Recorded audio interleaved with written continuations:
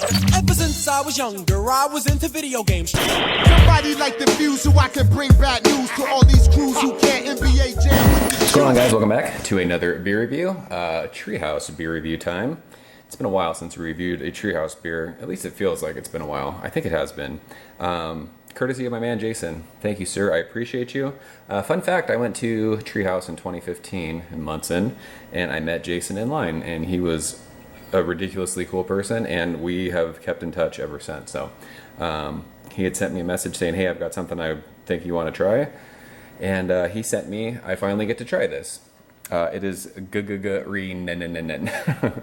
This is essentially the double dry hop version of Green, I do believe. 7.5% alcohol by volume, brewed by Treehouse. And where are they now? Shoot, I don't even remember where the new Charlton. This was canned on, let's see here, a rainbow record of the thoughts and moments you've enjoyed. Canned on July 30th, so we are right at a month old. Hashtag Team Old IPA. I typically like Treehouse beers with about 3 to 4 weeks on them. I've always said that, so I mean this is gonna be fine, I'm sure. I'm just stoked I get to try this finally. So Green was the first beer I ever reviewed from Treehouse. It's my favorite IPA of all time. I guess, I mean, it's hard to say that now. It's been so long since I've had Green. I used to be able to get Treehouse fairly regularly, and I just don't anymore, so. Yeah.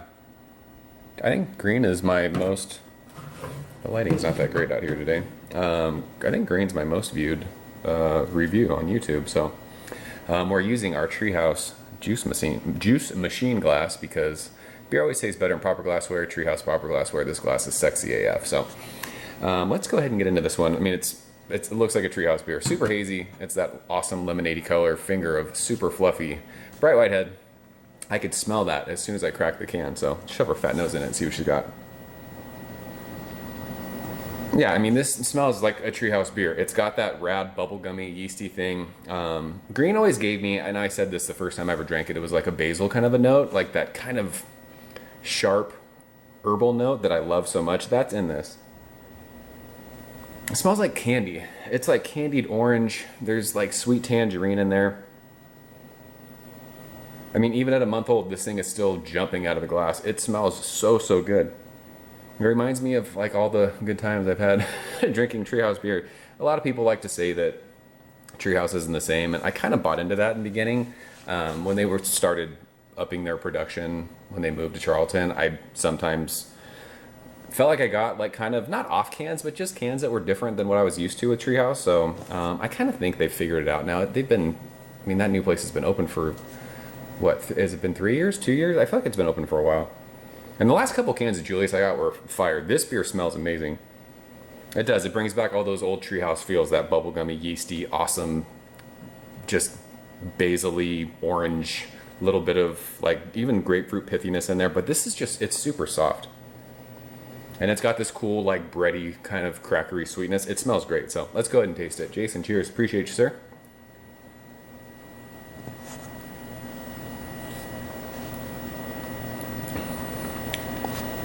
Delicious. Really, really good. That kind of, like I said, I mean, when I say basil, if you smell fresh basil, it almost has like a peppery thing. It's got that rad like bite from like that kind of herbally bite. Fucking flies in here. Like mid palate to finish, but this, it's really, really soft. You get hit with all that awesome like juiciness, orange juice, tangerine juice, that kind of peppery herbal thing. Sort of like remind you a little bit of like a pithy kind of citrus note, and then you get that rad like sweet kind of crackery bready thing at the finish. It lingers on your tongue a little bit. It gives you that pithy kind of citrus note linger on your tongue. Like the hops are there. They're just, it's not overpowering your palate. It's just, I mean, this is for 7.5%, you know, you're getting up in that kind of double IPA range to the 8%. This is ridiculously easy drinking. That mouthfeel is on point. It's so soft, it's creamy.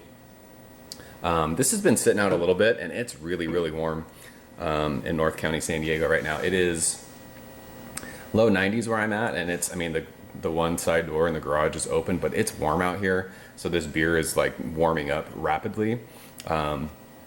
there's more pithiness from those citrus notes as this is getting warm. This is not ice cold, but it's fantastic. This gives me all of the old like grain kind of feels that I used to get from drinking Gggreennn.